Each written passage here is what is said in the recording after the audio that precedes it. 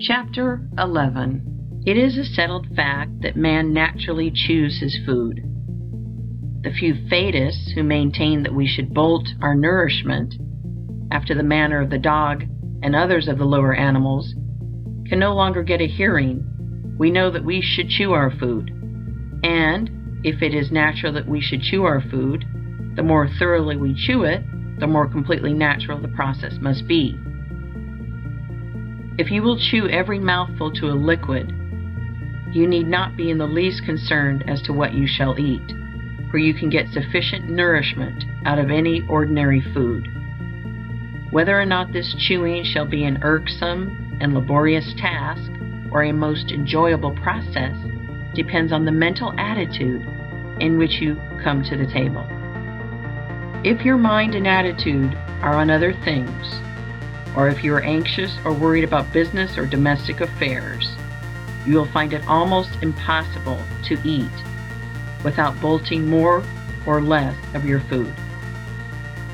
You must learn to live so scientifically that you will have no business or domestic cares to worry about.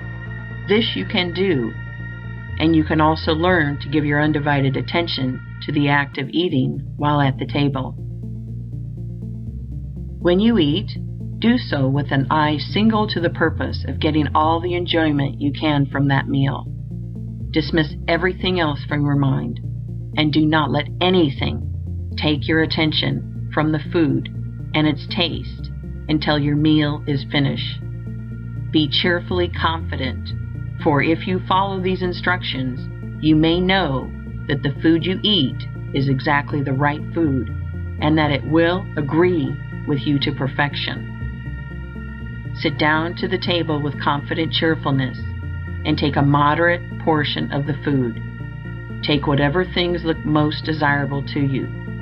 Do not select some food because you think it will be good for you. Select that which will taste good to you. If you are to get well and stay well, you must drop the idea of doing things because they are good for your health, and do things because you want to do them. Select the food you want most. Gratefully give thanks to God that you have learned how to eat it in such a way that digestion shall be perfect, and take a moderate mouthful of it. Do not fix your attention on the act of chewing.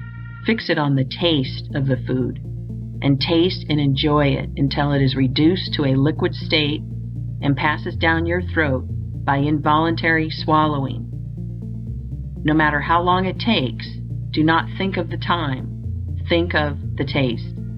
Do not allow your eyes to wander over the table, speculating as to what you shall eat next. Do not worry for fear there is not enough, and that you will not get your share of everything. Do not anticipate the taste of the next thing. Keep your mind centered on the taste of what you have in your mouth, and that is all of it. Scientific and healthful eating is a delightful process after you have learned how to do it, and after you have overcome the bad old habit of gobbling down your food unchewed. It is best not to have too much conversation going on while eating. Be cheerful, but not talkative. Do the talking afterward.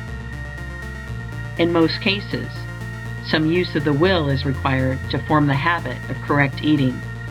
The bolting habit is an unnatural one and is without doubt mostly the result of fear. Fear that we will be robbed of our food. Fear that we will not get our share of the good things. Fear that we will lose precious time. These are the causes of haste.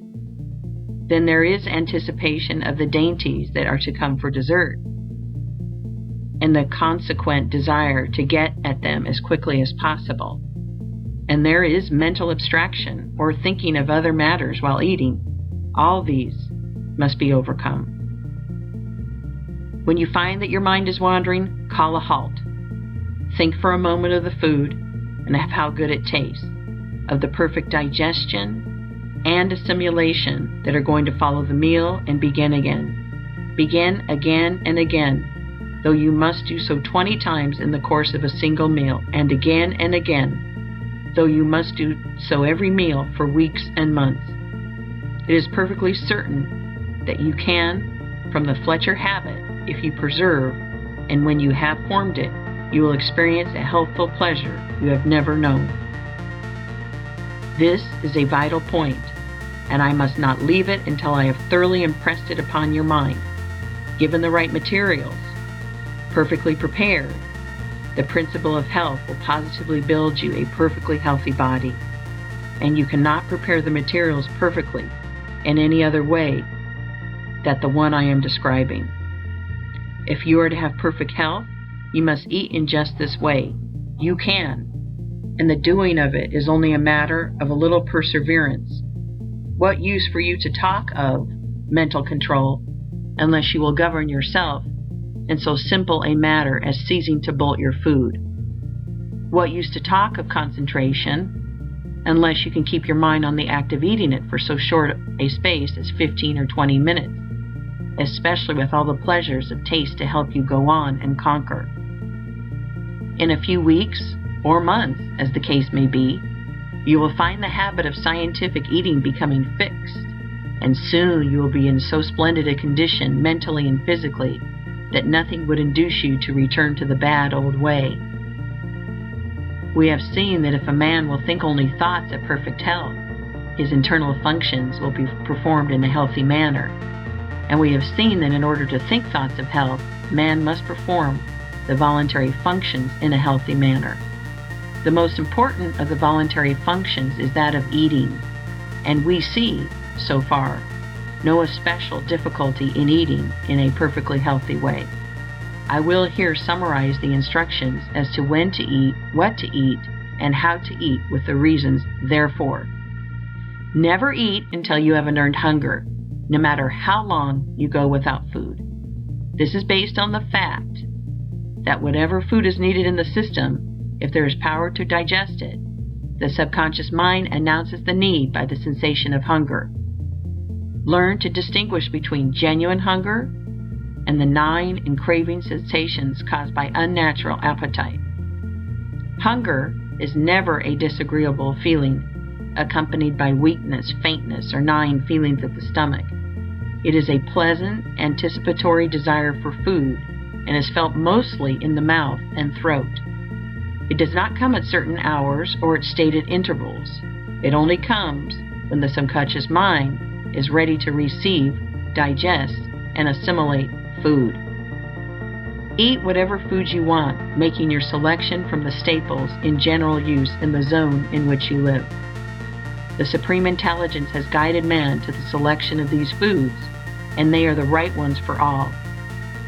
I am referring, of course, to the foods which are taken to satisfy hunger, not to those which have been contrived merely to gratify appetite or perverted taste. The instinct which has guided the masses of men to make use of the great staples of food to satisfy their hunger is a divine one. God has made no mistake.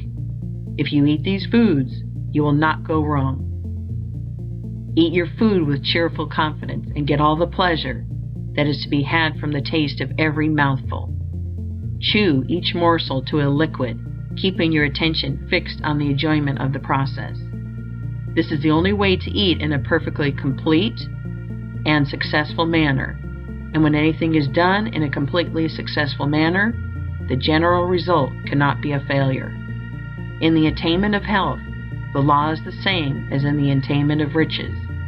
If you make each act a success in itself, the sum of all your acts must be a success. When you eat in the mental attitude I have described, and in the manner I have described, nothing can be added to the process. It is done in a perfect manner, and it is successfully done.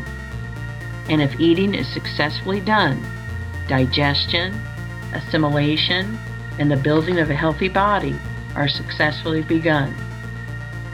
We next take up the question of the quantity of food required. End of Chapter 11. Recording by Jill Preston.